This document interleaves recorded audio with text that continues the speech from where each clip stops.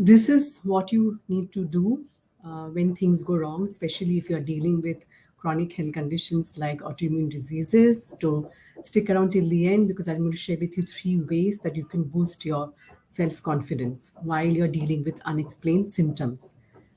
In This is the series of live training sessions that I do every Friday here, right here on my page, Nourish Heal Connect. And today is all about dealing with unexplained health symptoms, dealing with a lack of diagnosis, or even if you have already been diagnosed, you don't know what to do next, and you're uncertain, and you're sort of, things are in limbo. So this is going to help you to boost your self confidence and find ways to become unstuck, right? So if you like what I have to say, you can join our free Facebook group. It's called Healing from Within with Anindita. And in the Facebook group, I actually do live coaching sessions every day, every Wednesday, so every week. And there you can get even more insights and actually start taking steps along with me to start seeing improvements in your health. So that's the benefit of being a part of the free Facebook group. It's a closed, safe, and private space. So let's get started with with this beautiful quote by Louisa May Alcott.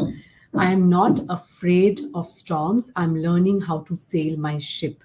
It's one of my favorite quotes on dealing with obstacles, challenges, and how we can sort of get over them, right? Deal with them, because life is filled with all kinds of moments, both good and bad. So we need to learn how to build resilience. We need to develop skill sets that help us to deal with this, because we certainly cannot live a life which is completely free of challenges and stressors. Of course, pain and suffering is an inevitable part of the human condition of just being alive. But what happens is that some people remain stuck, and are not able to, respond properly, are not able to bounce back from these challenges, while other people face their setbacks, face their health challenges, decisively and effectively. So what separates these two set groups of people, right? So in a word, that would be resilience. So if you're able to find ways to build your resiliency or develop resiliency, this is what will enable you to deal with any kind of challenges, including health ones. So the question that we typically ask ourselves when we are dealing with any kind of issues, including health issues, is that, I mean, and specifically health issues, actually, that's what I'm focusing on right now, is will I ever recover from this? Like, that's something that we typically ask. How long will it take me? That's the other thing that we ask. How can I help myself cope with this better? Right. So these are some of the things that typically goes through our mind when we are dealing with uh, sort of these health issues. As you can hear in the background, I'm doing this live from my home today, so there is a lot of noise which is going on. There's some construction work going on the floor above. I live on the 30th floor. I think there's some construction going on 31st. There is some drums beating in the background. So just bear with me. Yeah, that's part of our life anyway. So these are the questions that go through our mind. Will I ever recover from this? How long will it take me? How can I help myself cope with this better? But the real issue is that for most of us, we are living in chronic survival mode. That's the huge problem, right? Our bodies were not designed to be in chronic survival mode for, I mean, are not designed to be in survival mode for long periods of time, right? So if we are constantly stuck in a fight or flight response, which means that we are in effect telling our brains and our bodies that there is a tiger chasing us, right, round the corner. So we are then chronically stressed, overwhelmed, with a never-ending list. And this is especially true for women, never-ending list of things that we need to do, responsibilities, and you're unable to take out time for self-care, right? So this is where we are. However, our bodies have been designed to switch in and out of survival mode as and when required. So this is actually a huge issue, which leads to long-term health challenges, right? So how do we then, what can we do about it? So what you can do about it is to start paying attention to all the signals that your body is giving you, because true healing starts with listening to your body, and it does not depend on your diagnosis, right? So that's the beauty. So if you have unexplained symptoms, if you have or do not have a diagnosis, it doesn't matter, because you can start taking action based on what your unique body is, all the messages that your unique body is giving you. In fact, this is forms a key part of the curriculum that I teach my coaching clients in the one-on-one program that I have. And that's what enables them to not only get well, but to stay well in the future when they stop working with me. So what happens is that when we typically ask somebody how you are doing, more often than not, you will find that people will say, "I feel fine," right? And fine does not, it doesn't mean anything really, right? Because it's not, that's not something that should be part of our vocabulary. Because if you're really thriving, if we are in optimal health, then we feel more energetic, and then we don't really feel fine, we feel great, we feel amazing. But again, obviously keeping in mind that we don't feel amazing all of the time, so that's not the point here. But just listening to, valuing and honoring our bodies, we can live a life that is fulfilling and even life saving actually down the line. So then we are not living feeling fine anymore, but we are doing really well, right? So we should feel truly satisfied with our health, because we know in our hearts and our mind and our bodies that we are nourished, and we feel it, and we are living and working optimally. But that's not usually what happens, unfortunately. So again, we can do all of this, and again things can go wrong, because it's not, everything is not really in our control, so it's not about that. But what happens is that when things do go wrong, we start blaming and doubting ourselves. So we start saying things like, "Why me? Why did it have to be me? What's wrong with me? I should have known better. I should have done better. I should have known," all the shoulds that we start doing. Because we know that in spite of our best intentions, things will go wrong, sometimes very wrong. But by reacting, in a critical manner, by shaming ourselves for knowing better, for not doing better, that's really not a very constructive. So instead of trying to blame ourselves and fix things, we need to give ourselves a break. We need to tune into our emotions and figure out how we are feeling at that time, right? But we don't do that. We try and avoid feeling pain at any cost. Again, this is not a blanket rule, because there might be times when avoiding pain at that point in time is helpful. But usually, for most of us and most of the time, it really helps to tune into how we are feeling, so so that we don't get hijacked by our feelings, right? And we allow our emotions to guide us, and our responses to our experiences, to life experiences.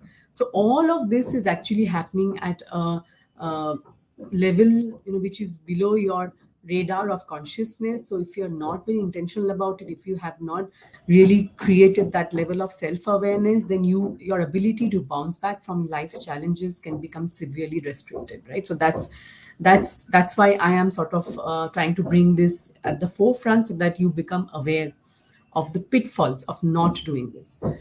But the good news is that there is another way. There is always another way. And it starts, as I mentioned already, increasing your level of self awareness.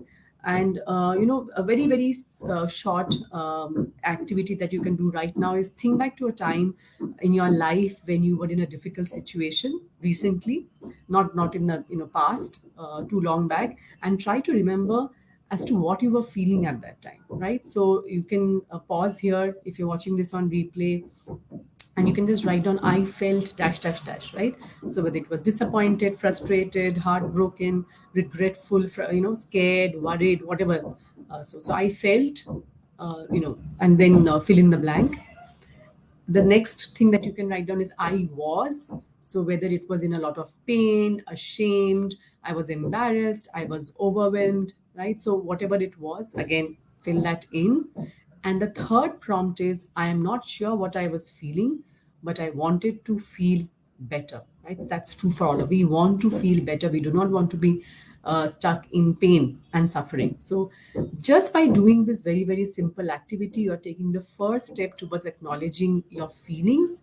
Because acknowledging your feelings and accepting that challenges are an inherent part of your life is the first step towards increasing your level of self awareness.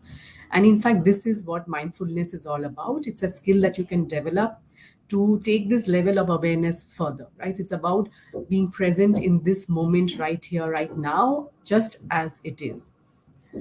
Because again, it all ties back to resiliency. It all ties back to how you can deal with life's challenges. And I'm going to share with you three things that you can do to boost your self-confidence in just a bit. But I just want to sort of wrap up this point, that being resilient does not mean being tough, and it does not harden our weaknesses or help us become less vulnerable to hardship. So it's not like a armor that we are developing. It actually could not be further from the truth, right?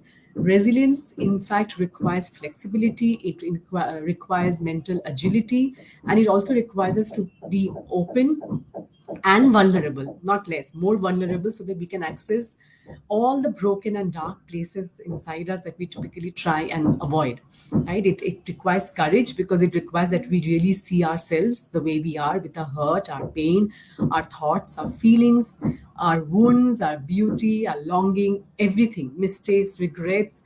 And then we can actually make space for them so that we can hold them with compassion, with love, with care, with curiosity, right? So that's what resilience is, being resilient is all about. So it actually requires courage. We also then realize that we deserve to feel better, right?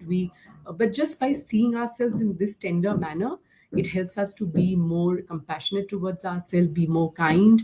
And as we do this with ourselves, we are able to do this for others too. We are able to hold space for other people, who may be going through a tough time as well. But it starts with you. So, what are some of the things that you can, add to your toolkit, right? It's always good to have a toolbox, especially when things go wrong, things go sideways. We know that, toolkits are handy in any project, but it's also really handy when it comes to any kind of life's challenges as well. So, what are some of the things that you can add to your toolkit? It can be, it can be. So self compassion, empathy, of course, self awareness, we've talked about calm, courage, character strengths. These are all things that can become a part of your toolkit. It certainly helped me personally. It helps my clients as we work out ways to sort of do activities and to include them in their include these things in their toolkit, so that they can sort of just, as and when they are going through some ups and downs, which they will, because I work with women with autoimmune conditions. So, we try and minimize their symptoms. We heal their bodies. We use a functional medicine approach. We address the root cause, but all of this takes time. And in the meantime, there will be ups and downs. And of course, the other thing is that this is a lifelong journey. The healing journey is a lifelong journey. You can't really store your, health. So you have to keep working on it every day. And what helps you to move along as and when you go through some dips is going to be our toolkit, right? So this is something that we work on all the time. And in fact, character strengths is something that all of my clients have to sort of find out what their character strengths are, and I make them do a beautiful, it's a lovely survey, and I'm going to share the link so that you can do it too. It's by VIA. It's called the VIA Character Survey, and it's, you'll get an idea as to what your strengths are, so that you can use your strengths to deal with any kind of challenges, health challenges that you're going through. And finally, three ways to boost your self confidence. Again, when you're dealing with unexplained symptoms, when you're already dealing with a chronic health issue, maybe like an autoimmune disease, which will require a lot of time and effort to, for you to deal with, to get better, to minimize your symptoms, then these three things will help you to boost your confidence and help you keep going and increase your resiliency. So the first thing that you can do, number one, is to embrace your body with self-compassion. Because self-compassion, which means that showing kindness in the face of suffering. Self-compassion is a powerful antidote to body dissatisfaction, and research shows that when we treat ourselves and practice self-compassion, it can help us accept our bodies with more love and appreciation. And why is it important? Because especially when we are dealing with a chronic condition which is like an autoimmune disease. We often feel that we are at war with our bodies, right? We often feel that our immune system is attacking us. That's how actually we end up feeling, or we are told, from the messages that we get from the media, that this is what's actually happening. While it's certainly not true at this level. We need to understand the why our immune system is behaving like that. Why does our body become suddenly alien to us? I'm not going to be talking about it here, but I write about it and I talk about it in other sessions, etc. But so right now, for this particular session, just it's you need to understand that. By being at war with your body is not going to actually help you heal, because you need to make it your friend so that you can hear the messages that it's constantly sending you, so that you know what it needs to heal, right? So, and you can support it in that manner. So you can think of it as separate from yourself, and it helps to do that. And it helps in approaching it with more kindness, because with self-compassion you can embrace your body for what it does for you, rather than just how it looks or doesn't look right now, and appreciate the amazing gift that it is, right? So that's something that you need to, so that's number one. Number two will be acknowledge and celebrate your strengths. Again, so I've just touched upon these character strengths. We all have 24 character strengths. This is research that has been going on for a while now. And as I mentioned, that I'm going to share the link of the VIA character survey, which I make all my coaching clients do, because what happens is that strengths help us understand who we really are. We of course have we have obviously an idea about what our strengths are, but we can certainly become more intentional, and it can really help us to deal with whatever challenges that come our way. So the second thing is to acknowledge and celebrate your strengths, right? So not to take it for granted, but you use it more intentionally, especially when you're going through a difficult phase. And third, clarify your goals. So again, making progress and moving towards personally meaningful goals can lay the foundation upon which healthy self-confidence is built, right? So being very clear as to which direction you want your life to be headed, having a purpose, having some meaning, can really help you to accomplish this, achieve this. And the smart goal system offers a guideline for goal setting, in which goals are specific, measurable, attainable or actionable, relevant, and time bound, right? So the this system is also based on research that suggests that these types of goals, like SMART, and I'm going to sort of share it in the post below, these types of goals lead to greater and more consistent achievement. So, when considering what goals you would like to set for yourself, it may be helpful to start considering your values and your life and your health goals, right? That's where you start. So, you look at the bigger picture, and then you keep breaking down these bigger goals into smaller and smaller ones. And then you can come up with actionable steps to work towards it, right? So, it can be baby steps for you. And in fact, this is a free challenge that is going to start from actually 23rd of Jan. If you're watching this before, or if you're watching this later, that's okay too. There are many things that I've already shared in this video that will help you as well. This challenge is called Setting Clear Health Goals, and it's a free audio challenge, and I'm going to drop in the link below. You can listen to, and implement the action task, which will be shared with you every single day. So just, it's a 5-day audio challenge. It will just get started with how you can set effective goals and achieve them. Because, as Martin Seligman said, well being cannot just exist in our own head. It is a combination of actually having meaning, good relationships, and accomplishment. So, many of us would like to have higher self confidence, but we struggle to overcome fear, insecurity, negative self talk, limiting beliefs. And that actually is not very conducive to help us achieve our health goals, right? Help us deal with the health challenges. But you certainly can do these three things that I've mentioned to boost your confidence, because all of it is something that is going to help you deal with whatever challenges that come your way. Because the bottom line is that a healthy sense of self-confidence is not something that you achieve one day and once, and then you have it for the rest of your life. It is a process that is ongoing, and you need to keep repeating it again and again and again. So, thank you for joining today. I hope you found this session useful. If you are interested, make sure that you sign up for the Setting Clear Health Goals Challenge. It's a free 5-day audio challenge starting on Sunday, 23rd of Jan. Uh, or if you're listening to this later than that date, then you can also join our free Facebook group. It's called Healing from Within with Anindita, where I hold weekly life coaching sessions which takes you through these and many other related topics so that you can minimize your symptoms, you can go beyond symptom management, and you can address the root causes using a functional medicine approach.